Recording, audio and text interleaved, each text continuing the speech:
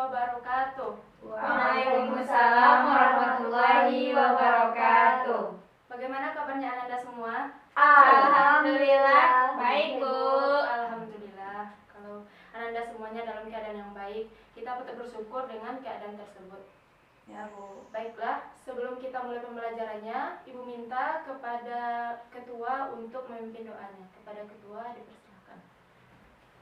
Berdoa mulai.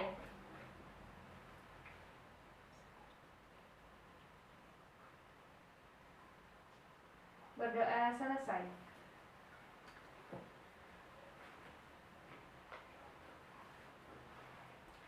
Baiklah, sebelum kita mulai pembelajarannya, Ibu akan mengabsen Ananda semuanya.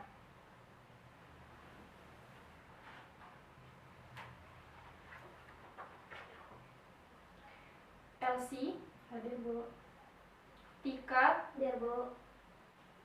Ani, Hadir, Bu. Sepia. Hadir, Bu. Baik, semuanya hadir ya, alhamdulillah. Alhamdulillah. Baiklah, Nanda semuanya, sebelum kita mulai pembelajarannya, Ibu akan sedikit menjelaskan tujuan pembelajaran kita. Adapun tujuan pembelajaran kita, yang pertama itu adalah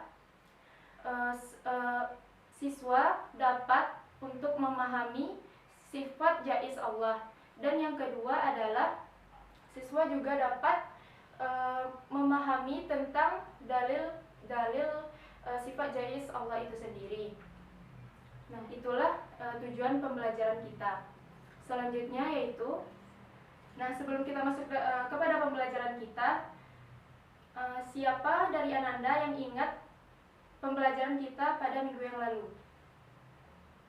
Saya, Bu. Ya, Tika, kepada Tika disilakan. Sifat wajib Allah dan sifat mustahil Allah dan pembagian sifat wajib Allah ada 4. 1. Salbiyah, 2. Nafsiyah, 3. Ma'ani, 4. Ma'nawiyah.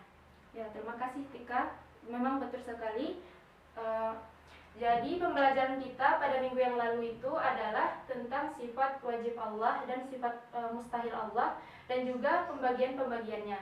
Nah, baiklah, tanpa memperpanjang waktu lagi, sebelum itu Ibu akan menampilkan video kepada Ananda semuanya. Nah, Ibu minta kepada Ananda untuk benar-benar memperhatikan video, karena setelah selesai tayangan video, nanti Ibu akan minta analisis ataupun pendapat Ananda terkait video tersebut. Baik.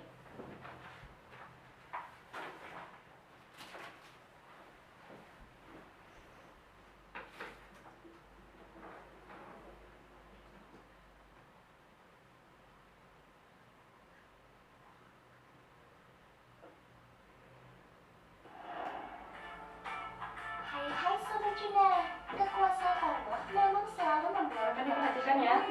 Baik, Bu. seperti yang terjadi dengan hewan-hewan yang hampir saja mati tapi masih dapat bertahan hidup. Bahkan ada yang kehilangan anggota tubuh namun tetap bisa hidup, guys. Luar biasa banget kan?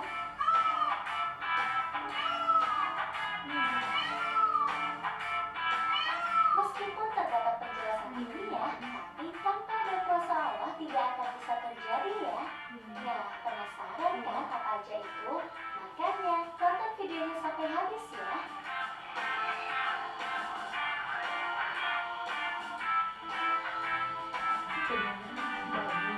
Nah, di dalam video tersebut nanti akan dipaparkan kepada Ananda semuanya ada hewan-hewan yang masih bisa bertahan hidup meskipun anggota tubuhnya itu tidak lengkap lagi. Nah, silakan diperhatikan. Bu, gambarnya kurang jelas, Bu. Jelas? Tolong diapainnya, Bu. Udah? Ada, Bu. Pas, Bu. Ikan. Nah, yang pertama itu adalah hewan ikan.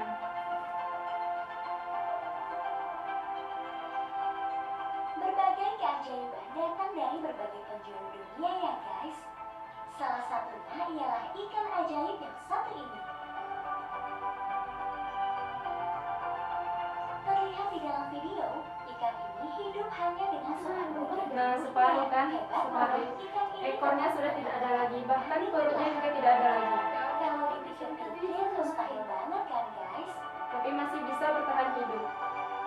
jazakallah. Tapi kejadian ini nggak cuma sekali. Seorang pria asal Ratchaburi Thailand bernama Wat Karachote juga sempat merawat ikan yang bisa hidup meski tulangnya hanya setengah. Separuh badan ikan ini bisa menghilang dikarenakan membusuk akibat terletak di bagian tulang ekor. Hebatnya guys, ikan setengah badan itu dapat bertahan selama 6 bulan. Wah, kebesaran Tuhan memang luar biasa ya guys.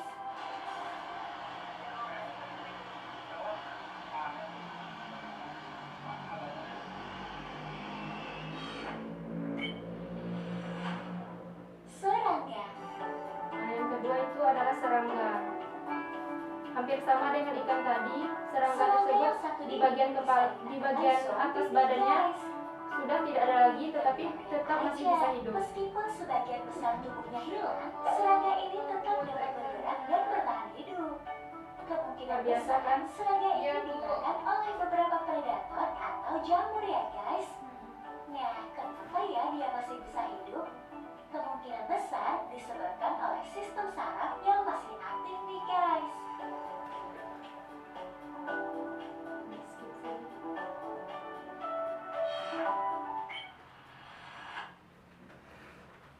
Nah, sampai di situ dulu ya Nanda semuanya. Nah, seperti yang Ibu jelaskan tadi, bahwasanya setelah menonton video, Ibu akan minta analisis dari Ananda semuanya. Silahkan, siapa yang mau duluan? Bu, saya Bu. Ya, kepada Ani disebelahkan. Dari video itu saya menganalisis Bu bahwa Allah itu maha kuasa atas segala sesuatu Bu. Ya, betul sekali. Tepuk tangan untuk Ani. Selanjutnya, siapa lagi? Saya Bu. Ya, Elsie, kepada Elsie. Dari video itu saya bisa menganalisis bahwa Allah Subhanahu Wa Taala memiliki kehendak yang mutlak. Ya, betul sekali. Tepuk tangan untuk Elsie. Selanjutnya, Tika. Ya Bu, dari video itu saya menganalisis Allah Subhanahu bebas berkehendak dan tidak ada yang dapat mencegahnya. Ya, betul sekali. Tepuk tangan juga. Nah, dari video tersebut sebenarnya kita mengetahui bahwasanya Allah itu memiliki kehendak yang mutlak dan tidak bisa dipengaruhi oleh siapapun. Jadi ketika Allah berkehendak untuk menghidupkan suatu makhluk meskipun badannya tidak lengkap, maka itu bisa saja terjadi. Itu yang namanya kehendak Allah yang mutlak tersebut. Baiklah Nanda semuanya, langsung saja kita akan membahas tentang sifat jaiz bagi Allah. Yang pertama, kita akan menjelaskan arti dari sifat jaiz bagi Allah tersebut. Nah, Nanda semuanya perhatikan peta konsep Ibu.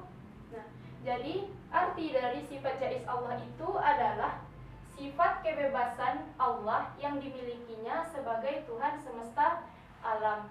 Jadi, sifat kebebasan yang dimiliki oleh Allah Subhanahu wa taala sebagai Tuhan semesta alam ini. Nah, dari sini Ananda semuanya paham? Paham Bu. Paham. Nah, kita lanjutkan kepada pengertian dari sifat jaiz bagi Allah Subhanahu wa taala. Nah, sifat jaiz bagi Allah Subhanahu wa taala itu adalah kebebasan untuk berbuat sesuatu atau tidak berbuat sesuatu sesuai kehendaknya yang mutlak. Nah, jadi sifat jaiz bagi Allah adalah kebebasan untuk berbuat sesuatu ataupun tidak berbuat sesuatu sesuai dengan kehendak yang mutlak. Nah, jadi Allah Subhanahu wa taala tersebut memiliki yang namanya kebebasan, sifat kebebasan. Ketika Allah Subhanahu wa taala ingin menciptakan sesuatu ataukah tidak menciptakan sesuatu tersebut, maka kita sebagai hambanya hanya bisa menerimanya dan kita hanya bisa berdoa kepada Allah. Nah, ketika kita berdoa kepada Allah, mudah-mudahan Allah mengabulkan doa kita, karena kita tidak bisa mengganggu-gugat yang namanya kebebasan dari Allah. Ketika Allah ingin menciptakan anak laki-laki, maka terciptalah anak laki-laki tersebut dan tidak bisa kita mengubah keputusan Allah tersebut. Nah, kita sebagai hambanya hanya bisa berdoa saja. Nah, selanjutnya kita akan membahas tentang bagian-bagian dari kebebasan Allah itu sendiri. Yang pertama itu adalah kebebasan untuk menciptakan atau tidak menciptakan sesuatu. Adapun dalilnya di dalam Quran surah Al-Qasas ayat 68 yang berbunyi, wa rabbuka yakhluqu ma yasha'u wa takhtaru ma kana lahumul khiyaratu subhanallahi wa ta'ala amma yusrikun. Nah, adapun arti dari ayat tersebut adalah, dan Tuhanmu menciptakan segala sesuatu dan juga memilihnya, maka sekali-kali tidak ada pilihan bagi kamu, tidak ada pilihan bagi kalian. Maha suci Allah dan maha tinggi Allah dari apa yang mereka persekutukan. Nah, jadi di sini sudah jelas ya, bahwasanya Allah Subhanahu wa taala memiliki kehendak yang mutlak adanya, tidak bisa kita ganggu gugat, kita tidak memiliki wewenang terhadap kebebasan Allah tersebut. Kita sebagai hambanya hanya bisa berdoa kepada Allah. Mudah-mudahan permintaan kita tersebut dikabulkan oleh Allah dan sesuai dengan kehendak Allah tersebut. Tetapi ketika Allah tidak mengabulkan doa kita, maka kita harus bersabar, karena Allah Subhanahu wa taala yang mengetahui mana yang baik untuk kita dan mana yang buruk untuk kita. Baik, selanjutnya yaitu dalilnya di dalam Quran surah An-Nur ayat 45 yang berbunyi, A'udzubillahi minasyaitonirrajim, bismillahirrahmanirrahim.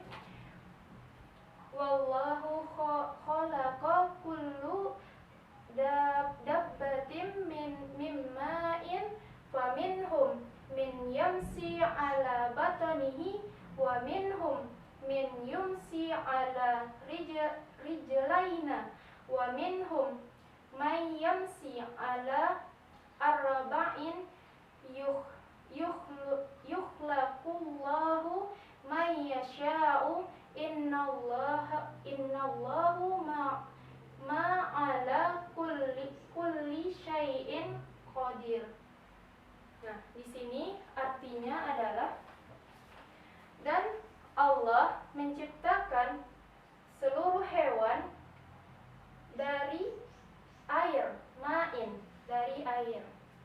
Dan di antara mereka faminhum yamsi, berjalan dengan perutnya, batonihi, dan di antara mereka berjalan dengan perutnya, dan di antara mereka ada yang berjalan dengan rijlaina, kedua kaki mereka, dan di antara mereka ada yang berjalan dengan 4 kaki mereka.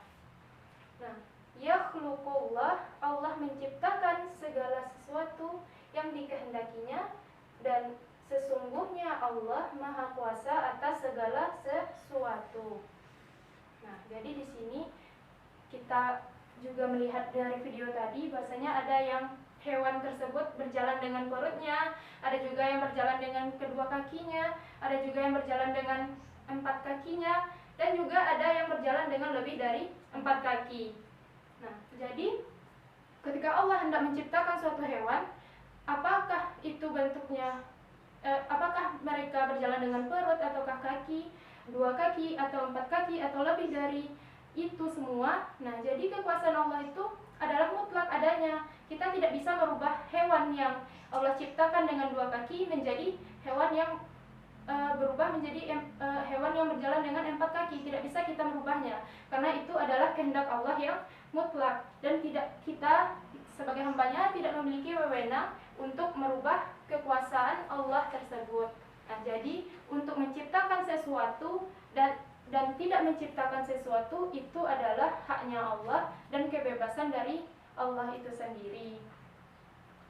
Baik anak-anak semua, apakah sudah paham di bagian kebebasan menciptakan sesuatu atau tidak menciptakan sesuatu yang telah Ibu jelaskan sebentar ini? Paham, Bu. Baiklah, kita lanjutkan kepada bagian B ya. Kebebasan untuk mengatur semua makhluk sesuai yang dikehendakinya. Nah, adapun dalilnya itu adalah di dalam Quran surah Ali Imran ayat 26. Allah berfirman, A'udzubillahi minasyaitonirrajim. Bismillahirrahmanirrahim. Qulillahumma malikul mulki tu'til mulka man tasya'u wa tanzi'ul malika mimman tasya'u wa tu'izzu man tasya'u wa tuzillu man tasya'u biyadikal khair innaka ala kulli syai'in qadir.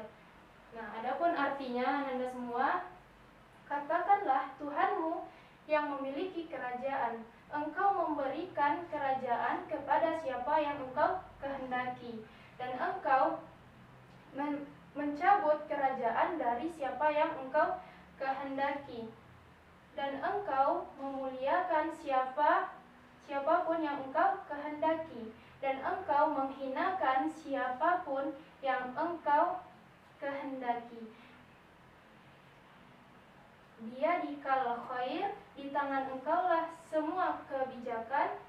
Innaka ala kulli syai'in qadir, sesungguhnya engkau maha kuasa atas segala sesuatu. Nah, jadi di sini dapat kita ketahui bahwasanya ketika Allah meninggikan derajat seseorang ataupun ketika Allah menurunkan derajat seseorang, maka itu adalah tidak terlepas dari yang namanya kehendak dari Allah Subhanahu wa taala. Jadi ketika kita berada di posisi yang atas atau ketika kita menjadi orang kaya, maka kita tidak berhak sombong di sana. Karena semua itu tidak terlepas dari namanya kehendak Allah. Itu semua adalah atas kehendak Allah, bukan atas yang namanya kerja keras kita sendiri.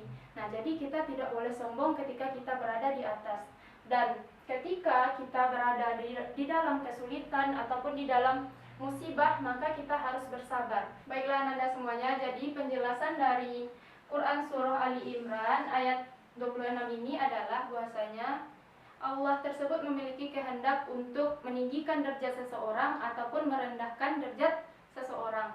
Nah, jadi kita sebagai makhluknya ketika ada di posisi derajat yang di atas ataupun tinggi, maka kita tidak boleh sombong. Kita tidak boleh angkuh terhadap keadaan yang kita miliki tersebut, karena itu semua tidak lepas dari yang namanya kehendak Allah Subhanahu wa taala. Nah, adapun ketika kita berada di posisi derajat yang rendah ataupun misalkan kita mengalami kemiskinan, mengalami musibah dan sebagainya, mungkin kita di dalam keadaan yang terpuruk, maka kita harus bersyukur ketika itu. Kenapa demikian Ibu katakan kita harus bersyukur dan bersabar? Karena di sini dijelaskan di dalam Quran surah Ali Imran tersebut bahwasanya biyadikal khair, di tangan Allah lah segala kebijakan. Jadi apapun keadaan yang menimpa kita, apakah ketika kita berada di derajat yang tinggi ataupun di dalam derajat yang rendah, maka semuanya itu adalah atas kebijakan dari Allah. Dan tentunya kebijakan dari Allah tersebut adalah hal yang paling baik, adalah hal yang paling bijak. Nah, jadi bagi kita sebagai hambanya, kita harus mensyukuri segala keadaan tersebut. Nah, di sini Anda semuanya bisa paham? Paham, Bu. Paham, Bu. Alhamdulillah kalau paham. Nah, di sini Ibu minta kepada Ananda, ada salah satu dari Ananda yang menyimpulkan materi pembelajaran kita pada hari ini. Saya, Bu. Sepia. Kepada Sepia disilakan. Dari yang saya pahami, kesimpulan dari pelajaran kita hari ini adalah sifat jaiz bagi Allah itu adalah kebebasan yang dimiliki Allah untuk menciptakan sesuatu atau tidak menciptakan sesuatu sesuai dengan kehendaknya yang mutlak. Itu Ya, bagus sekali, tepuk tangan untuk Sepia. Nah, betul sekali, kita simpulkan ya sedikit lagi. Nah, jadi sifat jaiz bagi Allah itu adalah sifat kebebasan yang dimiliki oleh Allah Subhanahu wa taala untuk menciptakan sesuatu ataupun tidak menciptakan sesuatu.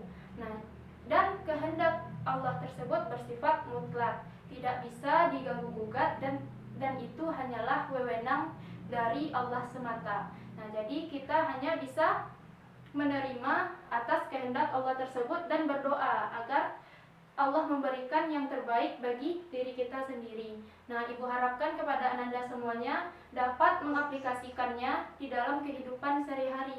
Bisa menjadi orang yang bersyukur ketika mendapat musibah dan bisa menjadi orang yang tidak sombong ketika berada di dalam keadaan yang senang ataupun di dalam keadaan yang derajatnya tinggi. Nah, baiklah, sebelum kita tutup pembelajarannya, Ibu akan memberikan tugas kepada Ananda semuanya. Silakan ditulis. Jadi tugasnya itu adalah silakan Ananda semua buat materi tentang taat, ikhlas. Tunggu Bu, belum siap. Ya, materi tentang taat, ikhlas, khauf, dan sabar. Nah, minggu depan dikumpulkan ya. Ya Bu. Baik Bu. Baiklah, karena waktu juga sudah menunjukkan sudah habis. Nah, kita tutup saja pembelajaran kita. Silakan pimpin doanya kepada ketuanya. Berdoa mulai. Berdoa selesai. Baiklah, mohon maaf, Ibu mohon maaf kepada Ananda semuanya kalau ada salah-salah kata. Nah, diakhiri dengan billahi taufiq wa hidayah. Assalamualaikum warahmatullahi wabarakatuh. Waalaikumsalam warahmatullahi wabarakatuh.